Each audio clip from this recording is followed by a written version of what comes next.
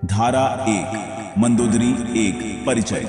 रामायण की विशाल कथा में कुछ पात्र सितारों की तरह चमकते हैं और कुछ शांत चांदनी की तरह अपनी रोशनी बिखेरते हैं। मंदोदरी एक ऐसी ही चांदनी थी। वह लंका के शक्तिशाली राजा रावण की पत्नी थी। लोग उन्हें अक्सर बस रावण की पत्नी के रूप में ही जानते हैं, लेकिन उनका अपना एक बहुत बड़ा अस्तित्व था।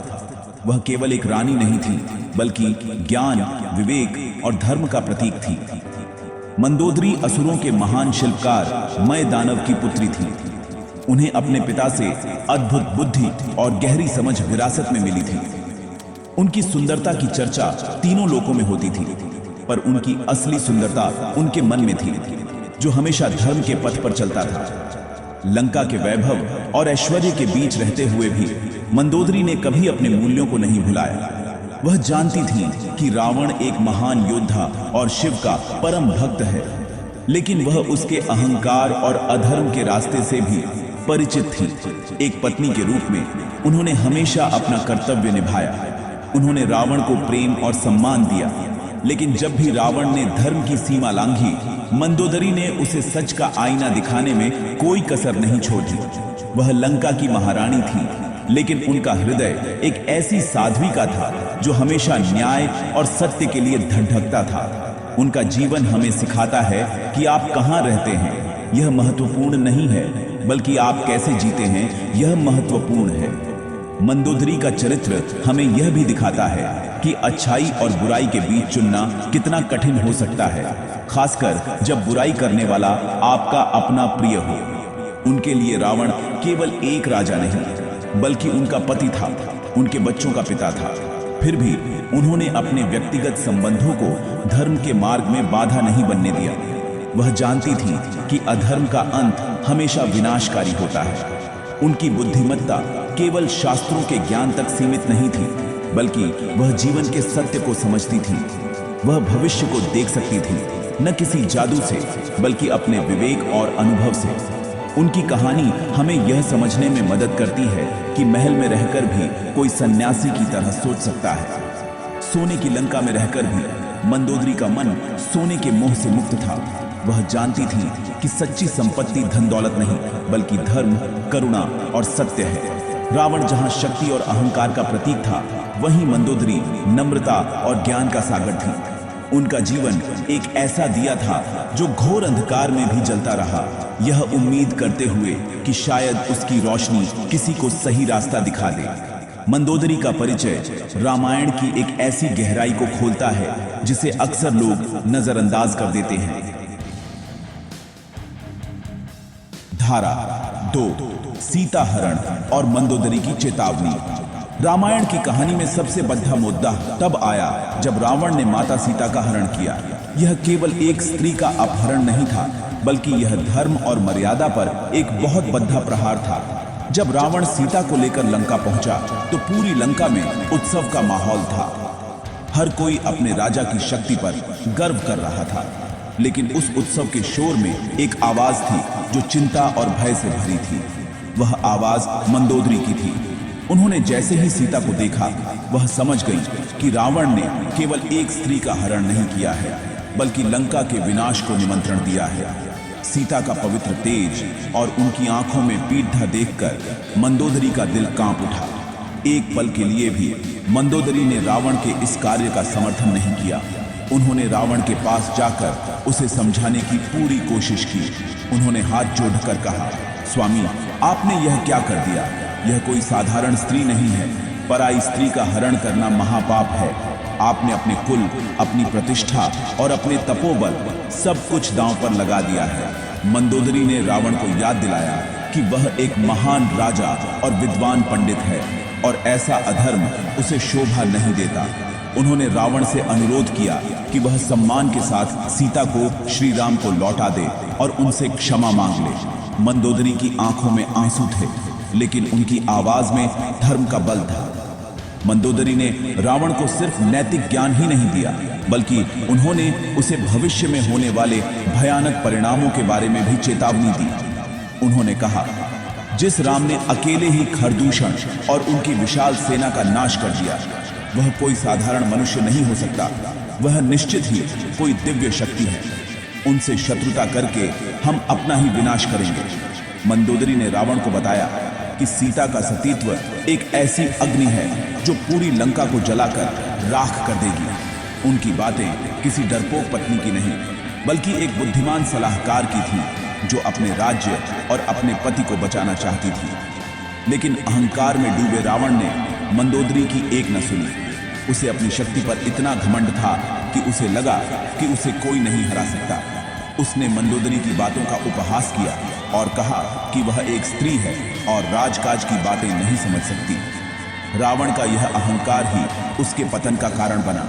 मंदोदरी चुप हो गई, लेकिन उनका मन जानता था कि अब जो होगा वह बहुत भयानक होगा। उन्होंने अपना कर्तव्य निभाया था, उन्होंने सत्य का साथ दिया था, भले ही उसे सुनने वाला कोई न हो। यह घटना दिखाती है कि मंदोदरी कितनी साहसी थी, जो उस समय के सबसे शक्तिशाली व्यक्ति के सामने सच बोलने से नहीं डरी।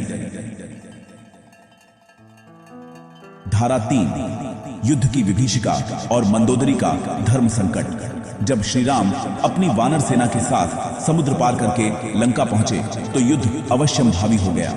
लंका के आकाश में युद्ध के बादल मंडराने लगे। हर तरफ भय और अनिश्चितता का माहौल था। मंदोदरी का हृदय हर पल डूबता जा रहा था। वह हर दिन रावण के पास जाती और उसे युद्ध रोकने के लिए मनाती। उन्होंने रावण से फिर कहा, अभी भी समय है स्वामी, सीता को लौटा दीजिए और इस विनाश को रोक लीजिए। इस युद्ध में जीत किसी की नहीं होगी, केवल विनाश होगा। वह जानती थी कि यह युद्ध केवल दो सेनाओं के बीच नहीं, बल्कि धर्म और अधर्म के बीच था, और अधर्म की हार निश्चित थी। युद्ध शुरू हुआ और लंका के बद्धे बद्धे योद्धा एक एक करके मारे जाने लगे। प्रहस्त, अकंपन और फिर रावण का अपना पुत्र अतिकाय भी युद्ध में मारा गया। हर मृत्यु की खबर मंदोदरी के दिल पर एक घाव की तरह लगती थी। जब उनके वीर पुत्र मेघनाद, जिसे लोग इंद्रजीत भी कहते हैं, की मृत्यु का समाचार मिला तो वह पूरी तरह टूट गई। उनका दुख असहनीय था, लेकिन इस दुख में भी उन्होंने अपना विवेक नहीं खोया। उन्होंने रोते हुए रावण से कहा, देखिए, मैंने आपसे कहा था यह युद्ध हमारे परिवार को निगल रहा है। अब तो मान जाइए, अब तो इस अहंकार को छोड़ दीजिए।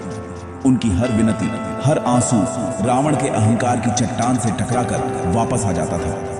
मंदोदरी का धर्म संकट बहुत बद्धा था।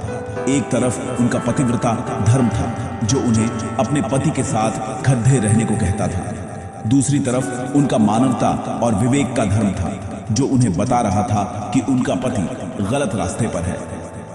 उन्होंने दोनों धर्मों को निभाने की कोशिश की। उन्होंने रावण का साथ कभी नहीं छोड़ा, लेकिन उन्होंने उसके अधर्म का समर्थन भी कभी नहीं किया। वह महल में रहकर भी युद्ध के हर क्षण की पीड़ा को महसूस कर रही थी। वह न तो अपने पति को छोड़ सकती थी और न ही सत्य को। यह उनके जीवन की सबसे बड़ी परीक्षा थी, जिसमें वह अकेली खड़ी थी। जैसे जैसे युद्ध आगे बढ़ता गया, मंदोदरी का मन और भी अशांत होता गया। उन्होंने देखा कि रावण कैसे अपनी सारी शक्तियां, सारे वरदान खोता जा रहा है, सिर्फ अपने अहंकार के कारण। उन्होंने रावण को बार बार टोका, उसे समझाया कि श्री राम स्वयं नारायण के अवतार हैं, उनसे युद्ध करना स्वयं मृत्यु को बुलाना है। पर रावण कुछ भी सुनने को तैयार नहीं था। मंदोदरी की स्थिति उस माँ की तरह थी जो अपने बच्चे को आग की तरफ बढ़ते हुए देखती है, उसे पुकारती है, लेकिन बच्चा उसकी सुनता ही नहीं। उनका हर प्रयास विफल हो रहा था, लेकिन उन्होंने अंत तक प्रयास करना नहीं छोड़ा। यह उनके चरित्र की महानता को दर्शाता है। अंततः वह दिन आ ही गया जिसका मंदोदरी को डर था। एक भयंकर युद्ध के बाद श्री राम के हाथों रावण का वध हो गया। जब रावण का मृत शरीर लंका के राजमहल में लाया गया तो चारों ओर हाहाकार मच गया। रानियां और दासियां विलाप करने लगी, लेकिन मंदोदरी का विलाप सबसे अलग था। उनके विलाप में केवल एक पत्नी का दुख नहीं था, बल्कि एक ज्ञानी स्त्री की पीड़ा थी, जिसने इस विनाश को बहुत पहले ही देख लिया था। वह रावण के शव के पास गई और उनकी आंखों से आंसुओं की धारा बह निकली। उन्होंने रावण के चेहरे को देखते हुए कहा, मैंने आपको कितना समझाया था स्वामी, मंदोदरी का विलाप केवल रोना धोना नहीं था, बल्कि उसमें सत्य और धर्म का सार छिपा था। उन्होंने कहा, आप तीनों लोकों के विजेता थे, आपके नाम से देवता भी कांपते थे, आपके पास ज्ञान था, शक्ति थी, भक्ति थी, लेकिन आपके एक अहंकार ने आपका सब कुछ छीन लिया।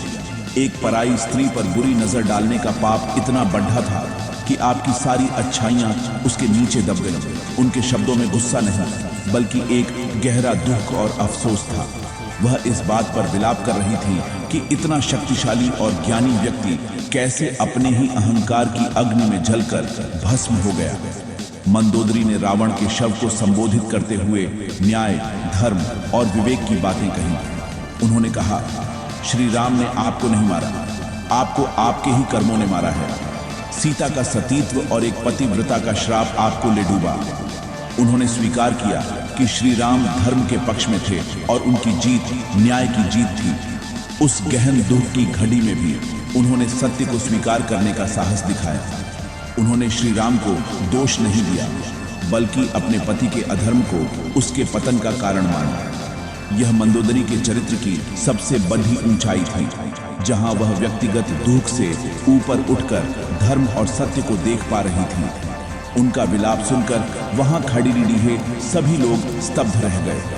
सब ने महसूस किया कि मंदोदरी जो कह रही हैं वह परम सत्य है। उन्होंने रावण के गुणों को भी याद किया कि वह कितने बड़े शिव भक्त थे, लेकिन अंत में उन्होंने यही निष्कर्ष निकाला कि जब कोई व्यक्ति धर्म का मार्ग छोड़ देता है तो उसका कोई भी गुण उसे नहीं बचा सकता। मंदोदरी का विलाप रामायण का एक बहुत ही मार्मिक और शिक्षाप्रद क्षण है। यह हमें सिखाता है कि बुराई का अंत निश्चित है, चाहे वह कितनी भी शक्तिशाली क्यों ना हो। मंदोदरी के आंसू उस सत्य पर मुहर लगा रहे थे। रावण के वध के बाद जब विभीषण को लंका का राजा बनाया गया तो श्री राम ने मंदोदरी के प्रति गहरा सम्मान प्रकट किया। श्री राम जानते थे कि मंदोदरी हमेशा धर्म के पक्ष में थी। उन्होंने विभीषण से कहा कि वह मंदोदरी को पूरा सम्मान दे और उन्हें राजमाता का पद प्रदान करे। श्री राम ने मंदोदरी को संदेश भिजवाया कि वह उन्हें अपनी मां के समान मानते हैं और उनके धर्म, विवेक और साहस का आदर करते हैं।